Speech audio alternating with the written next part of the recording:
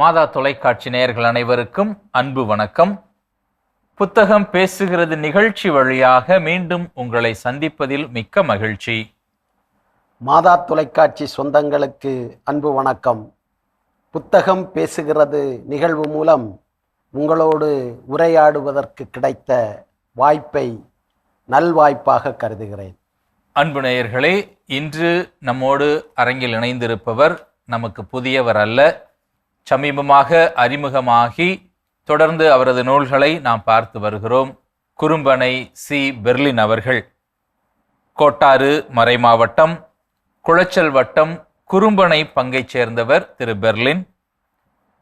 Electrical and electronics படிப்பில் diploma படிப்பை முடித்திருந்தாலும் ஆயுள் காப்பீட்டு முகவராக பணி செய்து கொண்டிருக்கிறார். மனைவி, ஒரு பெண் குழந்தை என மிக சிறிய குடும்பம்.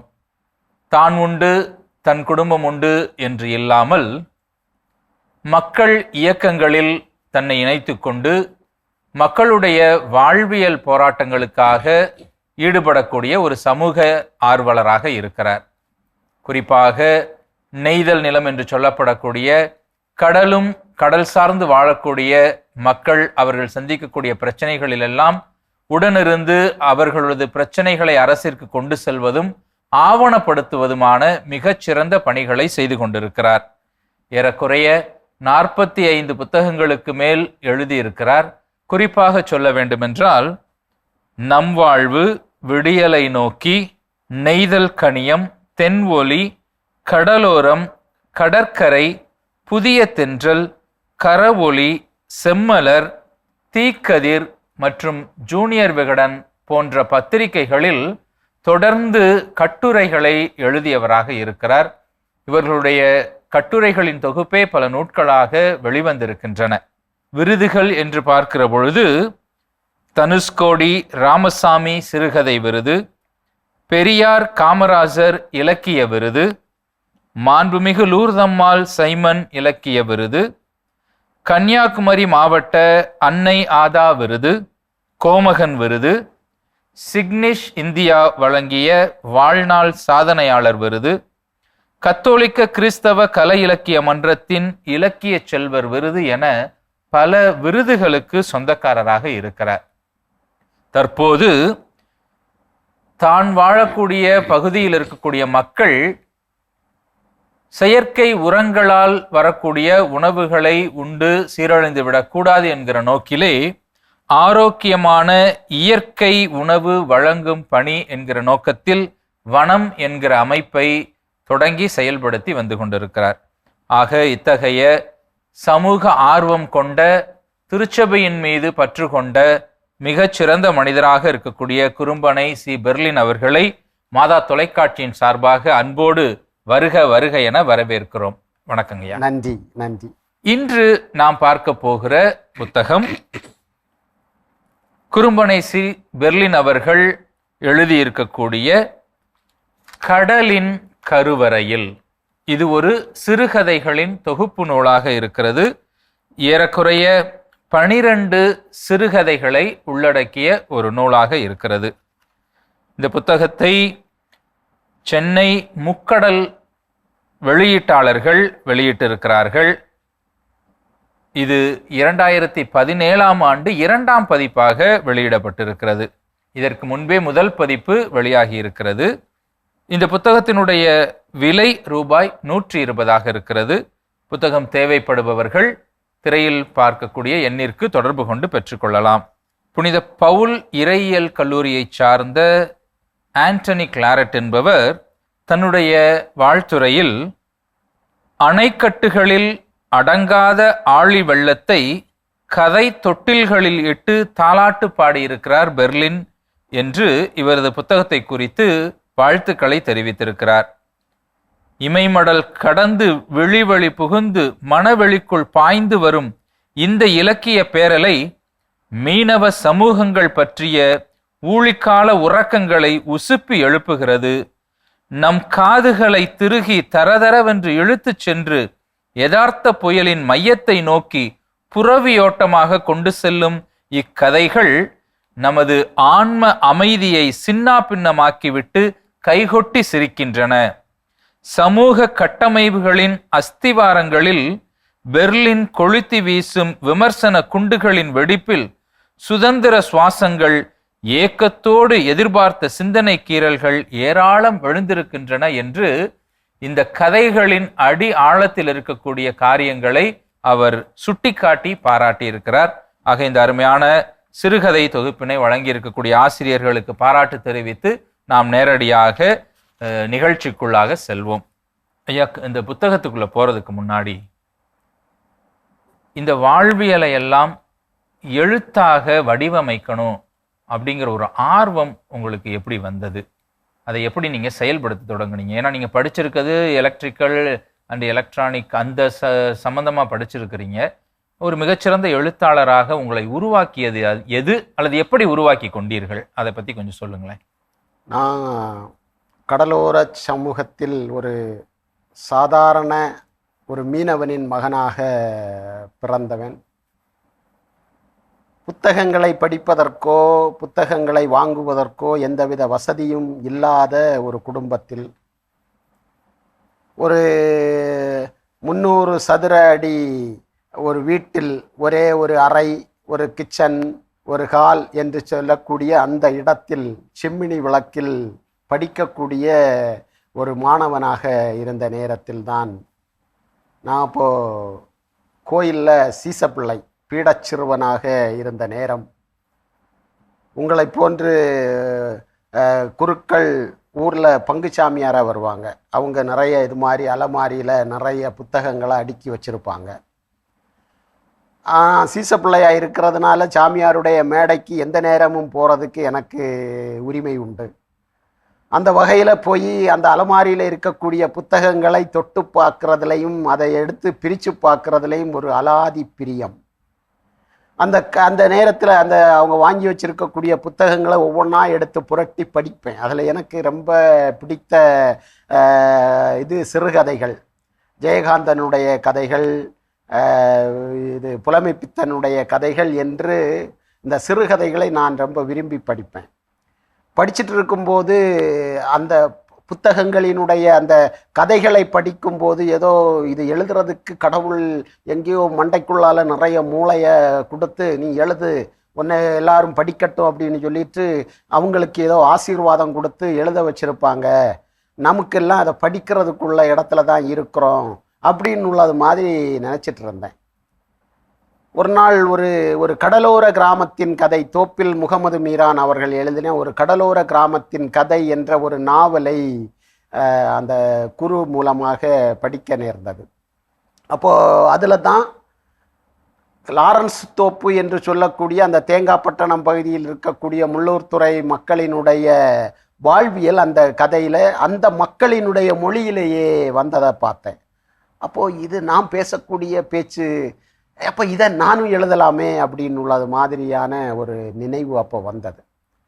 நான் ஒரு 9ஆம் வகுப்பு படிக்கும்போது நல்ல மழை, பள்ளிக்கூடத்தில் புத்தக கட்டை தூக்கி தோளில் வச்சுக்கிட்டு சுமந்துட்டு ஒரு 5 கிலோமீட்டர் தூரத்தில் குளச்சல் சென்ட் மேரிஸ் அப்படின்னு சொல்லக்கூடிய ஒரு பள்ளிக்கூடத்தில் போய் 5 கிலோமீட்டர் தூரம் நடந்தே போய் பள்ளிக்கூடத்தில் ஏறும்போது அப்போ தான் அங்கே மணி அடிக்கிறாங்க. இன்றைக்கி பள்ளிக்கூடத்துக்கு விடுமுறை, மழையாக இருக்கிறதுனால ஒரு 5 கிலோமீட்டர் மழையிலே நனைஞ்சு போன எனக்கு பள்ளிக்கூட வாசலில் ஏறினதும் இதை முன்கூட்டியே சொல்லி இருக்கலாமே அப்படின்னு உள்ள எண்ணத்தில் அதே இது பள்ளிக்கூடத்துக்கு உள்ளேயே போகாமல் வெளியில் வர்றேன். வெளியில் வந்தால் ஊரில் யாருமே இல்லை. ஒரு ஒரு ஒரு பயான அமைதி போல், ஊரில் எந்த மக்களும் ஒரு மீன் குஞ்சு கூட இல்லை. அப்போ புக்கை எடுத்து எங்கள் கைவரிசையில், வீட்டு கைவரிசையில் வச்சுக்கிட்டு கடற்கரைக்கு ஓடுறேன். ஊரில் யாரும் இல்லைன்னா எல்லாரும் கடற்கரையில் இருப்பாங்கன்னு உள்ள ஒரு உள்ளுணர்வு உண்டு. அப்போ கடற்கரையில் ஓடும்போது இதோ படையன்னு கடற்கரையில் கூட்டம். இப்போ ஏன் இந்த மக்கள் எல்லாம் கூடி நிற்கிறாங்கன்னு பார்த்தா, கடலுக்கு உள்ளால ஒரு 2 பேர் கையை தூக்கிட்டு எங்களை காப்பாத்துங்க அப்படின்னு உள்ளது மாதிரி சத்தம் போடுறாங்க. அலை அடித்து அவங்க கையை மடக்குது. இங்கேருந்து கரையில் இருந்து அவர்களை காப்பாற்றணும்னு சொல்லிட்டு கடலில் குதிக்கிறாங்க. இவங்க ஒரு அடி முன்னே எடுத்து வச்சா 3 அடி அலை இவங்களை பின்னால் தள்ளுது. அங்கே கடலுக்குள்ளால கிடக்கக்கூடிய மீனவர்களை உள்ளுக்குள்ளால இழுத்துட்டு இருக்கு. அப்போ இவ்வளவு பெரிய கூட்டம் இருக்குது. கண்ணு கட்டிய தூரத்தில் இப்படி 2 உயிர்கள் இவ்வளவு இதா தன்னை காப்பாற்றுவதற்கு யாரும் இல்லையேன்னு அச்சப்பட்டு கொண்டு அந்த உயிர் பயத்தில் இருக்கக்கூடிய நேரத்தில் கண்ணு கட்டின தூரத்தில் இருக்கக்கூடிய மக்களை காப்பாற்றுறதுக்கு கூட ஒரு வழி இல்லாத ஒரு இயற்கையினுடைய கொடூரம் நடந்துக்கிட்டு இருக்கே அப்படின்னு உள்ளதை நேரடியாக பார்க்கும்போது அப்போ தான் நான் இதை எழுதணும் அப்படின்னு சொல்லிட்டு நினச்சேன். அதான் கண்ணெதிரே அப்படின்னு சொல்லிட்டு என்னுடைய முதல் சிறுகதை. நான் 9ஆம் வகுப்பு படிக்கும்போது கொஞ்ச நேரத்தில் அந்த மீனவர்கள் 2 பேரும் போயிட்டு வர்றோம்னு சொல்கிறது மாதிரி டாட்டா காட்டிட்டு கடல் அலை அடித்து அப்படியே உள்ளுக்குள்ளால் போயிட்டாங்க. நான் இந்த எழுத்துக்கு இழுத்து வரப்பட்டேன் அப்படின்னே சொல்லலாம். அவ்வளவுக்கு என்னை காயப்படுத்திய அந்த விஷயம். அது தமிழ்நாடு முற்போக்கு எழுத்தாளர்கள் சங்கம் திருப்பூர் கிளை நடத்திய சிறுகதை போட்டியில் எனக்கு கண்ணெதிரே முதல் பரிசு வாங்குச்சு. என்னுடைய முதல் எழுத்து பரிசு வாங்கும்போது இது நமக்கும் எழுதலாம் அப்படின்னு உள்ளது மாதிரியான ஒரு உணர்வை ஏற்படுத்துச்சு. இதுதான் நான் எழுத்து இதுக்கு வர்றதுக்கு முக்கியமான காரணம். முதல் சிறுகதை 35ஆம் பக்கத்திலே நொம்பலத்தில் ஒரு கடிதம். தலைப்பே ஒரு வித்தியாசமாக இருக்குது. கண்டிப்பாக சொல்லப்படக்கூடிய வாழ்வியல் பிரச்சனைகளும் அதில் ஆழமான பிரச்சனைகளாக தான் இருக்கும்னு நினைக்கிறேன். நொம்பலத்தில் ஒரு கடிதம் குறித்து உங்களுடைய பகிர்வு சொல்லுங்களேன். ஒரு பையன் 8ஆம் வகுப்பு படிச்சுட்டு இருக்கக்கூடிய ஒரு பையன் அம்மாவுக்கு எழுதக்கூடிய ஒரு கடிதம். இப்போ நாங்கள் எல்லாரும் நீங்கள் சுகமானு சொல்லிட்டு சுகம் விசாரிக்கக்கூடிய கடிதம் ஒரு வேதனையை, ஒரு வலியை, ஒரு நொம்பலத்தை அந்த அம்மாவுக்கு எழுதக்கூடிய கடிதத்தில் அந்த பையன் பிஞ்சு மனசு பதிவு செய்து தொழிலுக்கு போகும்போது அவனுக்கு ஏற்படக்கூடிய அனுபவங்கள், அதில் இவங்க வீட்டில் இருந்தால் கிறிஸ்மஸை எப்படி கொண்டாடுவோம், வீட்டில் இருந்தால் மற்றவங்க புது துணி எடுத்து எப்படி நமக்கு பலகாரங்கள் செய்து தருவாங்க, வீட்டில் ஸ்டார் போடுவோம், வீட்டில் சீரியல் லைட்டு போடுவோம், அப்படி எல்லாம் கனவில் இருக்கக்கூடிய பையன் போட்டில் காவலுக்கு இருக்கிறான், திருவிழாவுக்கு வர முடியலை, கிறிஸ்மஸுக்கு வர முடியலை. அந்த வேதனையை தன்னுடைய தாய்க்கு அவன் உள்ளபடியே எழுதுறது தான் அந்த கடிதம். அதில் தன்னுடைய போட்டு உரிமையாளர் எனக்கு அந்த சின்ன பையனுக்கு ராத்திரி நேரத்தில் தொழிலுக்கு போகும்போது கொஞ்சம் கண்ணசந்துட்டாங்கிறதுக்காக அவனை தூக்கி கடல் தண்ணிக்குள்ளால் போட்டு ஓடிட்டு இருக்கும்போதே தண்ணிக்குள்ளால் வீசினது, அதில் அவன் உயிர் போகக்கூடிய அச்சத்தில் கிடந்து உறைஞ்சது, அதுக்கு பிறகு திரும்ப அவனை தூக்கி போட்டுக்குள்ளால் போட்டது. இந்த நிகழ்வுகளை ஒன்றும் தெரியாமல் பதிவு செய்துட்டு, அம்மா அவர்கிட்ட கேட்டுறாதீங்க, கேட்டுட்டீங்கன்னா என்னை போட்ட விட்டு கரையில் விட்டுருவார், கிடைக்கக்கூடிய அரைப்பங்கும் கிடைக்காது அப்படின்னு உள்ளது மாதிரியான விஷயத்தை உள்ளபடி எழுதக்கூடிய அந்த கடிதம் தான் இந்த நொம்பலத்தில் ஒரு கடிதம். ஆரோக்கியம் அப்படின்னு சொல்லக்கூடிய அந்த சிறுவன் தன்னுடைய தாய்க்கு எழுதக்கூடிய கடிதம். 10ஆம் திருவிழாவும் பாட்டு பூசையும், அது கடல்வாழ் பகுதிகளில் இந்த திருவிழாக்கள் கொண்டாடுவது, அதன் பின்னணி குறித்து புரிந்து கொள்வதற்கான ஒரு மிகச்சிறந்த கதை. அந்த எப்படி திருவிழாக்கள் கொண்டாடுகிறார்கள், ஏன் இவ்வளவு ஆடம்பரங்கள் இருக்கிறது, அதை பற்றி கொஞ்சம் சொல்லுங்களேன். இல்லை, மீனவர்களுக்கு அதாவது ஆண்டின் 3/4 அல்ல 90% நாட்களும் அவங்க வெளியூர்களில் தான் தொழில், அவங்களுடைய தொழில். ஆண்டின் மொத்த நாட்களும் வெளியூரில் தொழில் செய்யக்கூடியவங்க தங்களுடைய பாதுகாவலரினுடைய திருவிழா 10 நாள் திருவிழாவில் தான் அவங்க ஊருக்கு வருவாங்க. குறிப்பாக வர்றது இடையில வந்துட்டு போவாங்க. ஆனால் அந்த 10 நாள் திருவிழாவும் ஊரில் முழுமையாக நிற்பாங்க. அந்த 10 நாள் திருவிழாவிலையும் 10 நாள் திருப்பலி கொண்டாட்டங்களில் முழுமையாக பங்களிப்பாங்க. அந்த கொடியேற்றத்தில் தொடங்கி அந்த மாலை ஆராதனையில் தொடங்கி அந்த கொடி இறக்கிறது வரைக்கும் அவர்களுடைய இது. அது மாதிரி கலை நிகழ்ச்சிகளில் அவங்கெல்லாம் தங்களை ஈடுபடுத்தி கொள்வது, சப்பர பவனிகளுக்கு பின்னால் அவங்க அந்த சப்பரத்தை தூக்கிட்டு போகிறது, புனிதரனுடைய அருளை வாங்கிறது, அந்த மாதிரி குடும்பங்களை வெளியூர்களிலிருந்து குடும்பங்களை கூட்டிட்டு வந்து அவங்களோட பலகாரங்கள் போட்டு சாப்பிட்றது, புதிய துணிகளை எடுத்து குடும்பத்தோட சந்தோஷமா இருக்கிறது, பள்ளி பிள்ளைங்களுக்கு அந்த விடுமுறை நேரங்களில் அந்த பிள்ளைகளோட இருந்து அந்த திருவிழாக்களில் குடும்பமாக கலந்துக்கிடுறது, குழந்தைங்க கலை நிகழ்ச்சியில் கலந்துக்கிடுறத பார்வையாளர்களாக இருந்து குதூகலிக்கிறது, அந்த இருக்கக்கூடிய ஒவ்வொரு நிகழ்வுகள்லையும் தன்னுடைய பங்களிப்பு இருக்குது அப்படின்னு உள்ளதை காட்டுறது.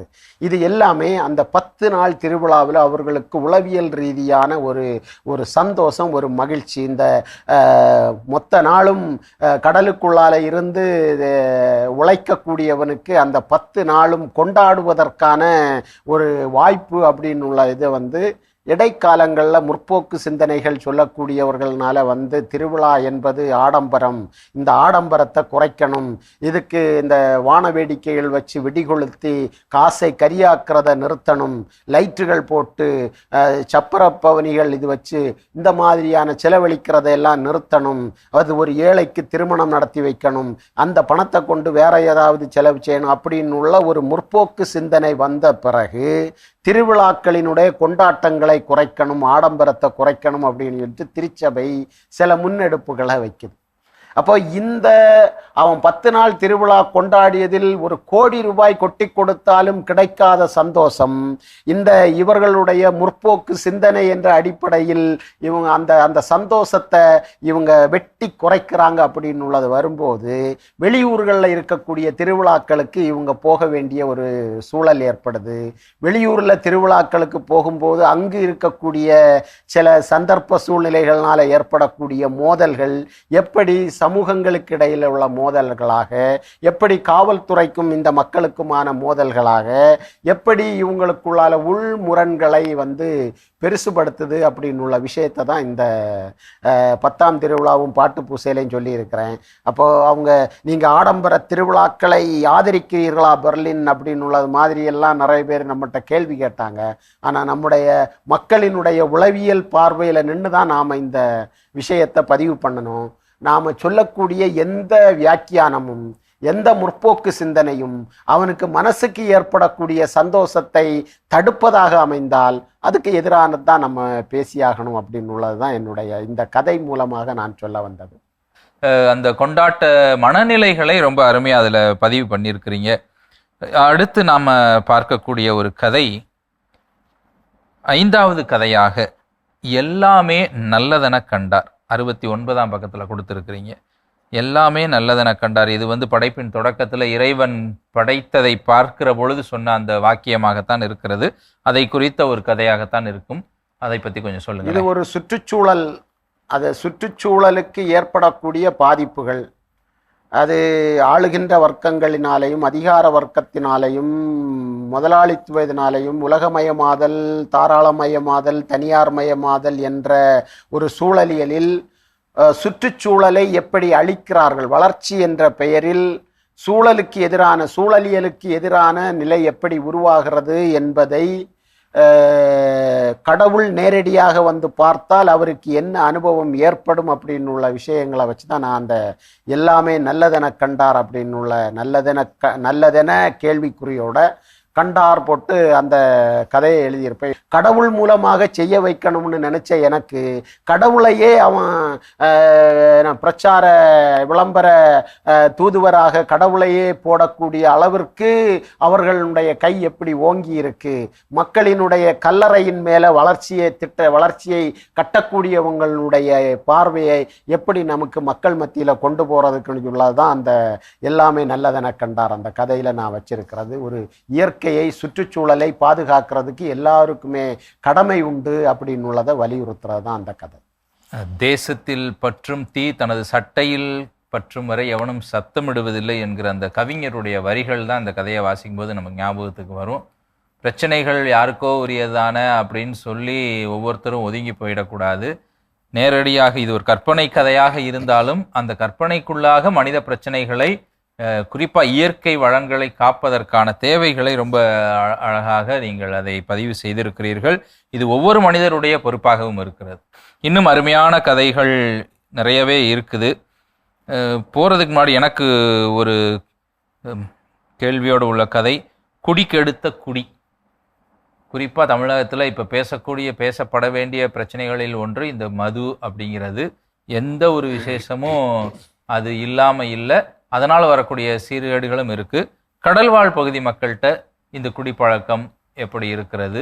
இந்த கதை சொல்லக்கூடிய ஒரு நிகழ்வுங்கிறது நேரடியாக கடல்வாழ் பகுதிக்கு தொடர்பு இல்லை அப்படின்னாலும் ரெண்டையும் தொடர்புபடுத்தி நீங்கள் எப்படி பார்க்குறீங்க? இல்லை, கடற்கரை மக்கள் மத்தியில் குடிப்பழக்கம் என்பது பெரிய அளவுக்கு இருக்குது. குடிப்பழக்கமும் கடவுள் பக்தியும் இவங்களுக்கு அதீதமானது. அந்த வகையில் இதில் அதை ஒரு நியாயப்படுத்துவாங்க. என்னென்னா, உடல் வலியை மறப்பதற்காக ரொம்ப உடல் உழைப்பு தொழிலாளிகள், அதிகமான உடலை வருத்தி உழைக்கக்கூடியவர்கள், இயற்கை எதிர்த்து நின்று தங்களுடைய தொழிலை செய்யக்கூடியவங்களுடைய உடல் வலியை வேற எதாலையும் தீர்க்க முடியாது. அதனால் ஒரு போதை மயக்கத்தில் இருந்தால் அந்த போதை மயக்கம் அந்த வலியை மறக்கடிக்க அல்லது தெரியாமல் செய்யும் அப்படின்னு உள்ளதுக்காக அதை நியாயப்படுத்திட்டு நிறைய பேர் குடிக்கிறாங்க. ஆனால் நமக்கு அதை நியாயப்படுத்துறது இல்லை. இருந்தாலும் இவர்களுடைய வலியை தீர்ப்பதற்கான ஒரு வலி நிவாரணி அப்படின்னு உள்ளது மாதிரியான இதை போய் குடிக்கு அடிமையாகிறது அப்படின்னு உள்ள ஒரு நிலைமை வரைக்கும் போயிட்டாங்க. பல குடும்பங்கள் சீரழிஞ்சு இருக்கிறதுக்கு காரணமே அந்த குடி தான். நிறைய கடலோர பகுதிகளில் குடிச்சிட்டு தன்னுடைய வருமானத்தின் முக்கால்வாசியையும் அந்த குடிக்காக செலவிடுறது. தன்னுடைய ஒரு வயிற்றுக்காக, தன்னுடைய ஒரு குடிக்காக 75% பணத்தையும் செலவழிச்சிட்டு 25% 4 மக்களும் பொண்டாட்டியும் சாப்பிடணும், தானும் அதுக்கு கூட சாப்பிடணும் அப்படின்னு உள்ளது மாதிரியான ஒரு நிலைமைக்கு குடும்பங்களை கொண்டு வந்திருக்கிறது இந்த குடி. அப்போ இதில் முக்கியமாக என்னென்னா, அந்த பெண்கள் சமூகம் இந்த குடிகார கணவர்கள் இருக்கக்கூடிய வீட்டில் பெண்கள் தலைச்சுமடாக மீன்களை எடுத்துகிட்டு போய் அந்த குடும்பத்தை பாதுகாக்கக்கூடிய ஒரு இது கடலோர பகுதிகளில் அதிகமாக இருக்குது. ஒரு கணவன் குடிகாரனாக இருந்தால் அந்த பெண் தலைச்சுமடாக மீனை எடுத்துகிட்டு போய் அந்த குடும்பத்தை பாதுகாக்கிறது. கணவன் நோயாளியாக இருந்தால் அந்த பொண்ணு தன்னுடைய அந்த தொழிலை செய்கிறது. இப்படிப்பட்ட பல விஷயங்கள் இருக்குது. ஆனால் இதை தவிர்க்க முடியாத ஒரு காரியமாக இன்னைக்கு மாறி இருக்கு. ஆனால் ஒரு ஆறுதலான ஒரு விஷயம், எந்த கடலோர பகுதியிலையும் டாஸ்மாக்கு அப்படியான மதுக்கடைகளை உள்ள நுழைய விடலை. இந்த மக்கள், அதிலும் கத்தோலிக்க திருச்சபைக்கும் அதில் முக்கிய பங்குண்டு. அந்த கடைகள், டாஸ்மாக்கு கடை என்பது கடற்கரை பகுதியில் எதுலேயுமே இல்லை. இவங்க வேற எங்கே இடத்துல தான் போய் குடிக்க போகணும் அப்படின்னு உள்ள ஒரு நிலை. வேற எங்கே போகும்போது அது வேற விதமான இதுகளையும் உருவாக்குது. எதிர்கால வாழ்க்கை இன்னைக்கு அந்த போதைப் பொருட்கள்னால சீரழியுது. நம்ம ஒரு மது எந்த அளவுக்கு குடும்பத்தை நாசப்படுத்தி அதை விட 10 மடங்கு இன்னைக்கு எல்லாம் அந்த இளைஞர்கள் வாழ வேண்டிய பருவத்தில் ஒரு நோயாளியாக, ஒரு மனநிலை பாதிக்கப்பட்டவனாக, பைத்தியமாக அலைஞ்சிட்டு இருக்கக்கூடிய ஒரு நிலைமையை இந்த போதை பழக்கம் உருவாக்கி இருக்கு. அதுக்கு கார்ப்பரேட்டுகளும் மிகப்பெரிய அளவிற்கு தங்களுடைய லாபத்திற்காக இந்த மக்களை ஒரு பகடைக்காயாக பயன்படுத்துகிறாங்க. கடுமையாக உழைக்கிறார்கள், அதில் எந்த விதமான மாற்று கருத்துமே இல்லை. ஆனால் அந்த உழைப்பின் களைப்பை போக்க தேர்ந்தெடுத்த வழிகள் தவறாக இருக்கிறது. அதை சுட்டி காட்டித்தான் வேணும். ஏன்னா ஆண்களுக்கு இருக்கக்கூடிய வலி ஒருபுறம் என்றால், பெண்கள் சந்திக்கக்கூடிய பிரச்சனைகள், வழிகள் இருக்கும். அவர்களும் ஒருவேளை இது போன்ற வழிகளை, மதுவை தேர்ந்தெடுத்தால் அந்த சமூகமே மிகப்பெரிய இழப்பை சந்திக்க வேண்டிய கட்டாயத்தில் போயிடும். அதை ரொம்ப வழிகளோடு இந்த இடத்துல இல்லை, உங்களுடைய மற்ற சிறுகதைகளிலும் அந்த விஷயங்களை நீங்கள் நல்லா பதிவு பண்ணியிருக்கிறீங்க. இது நாம் எல்லோருமே கவனத்தில் கொள்ள வேண்டிய காரியம். கடல்வாழ் பகுதிகள் மட்டுமல்ல, எல்லா பகுதிகளிலும் இந்த பிரச்சனை இருக்கிறது. வேதனையை குறைக்கிறதுக்காக குடிக்கிறேன், இது குடிக்காக காரணத்தை கண்டுபிடிக்கிறோம். தொடக்கத்தில் இதற்காக இதை எடுக்கிறேன் என்கிற நிலை மாறி அந்த மதுவினுடைய பிரச்சனையே அதுதான். அதுக்கப்புறம் அது இல்லாமலே என்னால் வாழ முடியாதுன்னு நம்ம உடம்பை மாற்றிடுது. அருமையான சமூக கருத்துக்களை சொல்லக்கூடிய கதைகள் இந்த புத்தகத்தில் இருக்கின்றன. 12 கதைகள், 12ம் வாழ்வியல் பிரச்சனைகளை பேசக்கூடிய கதைகள். இந்த அருமையான கதைகளை கொடுத்திருக்கக்கூடிய உங்களுக்கு மீண்டும் ஒரு முறையாக மாதா தொலைக்காட்சியின் சார்பாக வாழ்த்துக்களையும் பாராட்டுகளையும் தெரியப்படுத்திக் கொள்கிறோம். நன்றி. அன்பு நேயர்களே, இன்னும் நம்மில் புதிய எழுத்தாளர்கள் இருந்தால் எங்களுக்கு தெரிவியுங்கள். அவர்களை உலகறிய செய்ய காத்திருக்கிறோம். என்ன நேயர்களே, இன்றைய நிகழ்ச்சியை கண்டு ரசித்திருப்பீர்கள் என்று நம்புகிறோம். மீண்டும் ஒரு புதிய புத்தகத்தோடு உங்களை சந்திக்கும் வரை உங்களிடமிருந்து விடைபெறுகிறோம். நன்றி, வணக்கம்.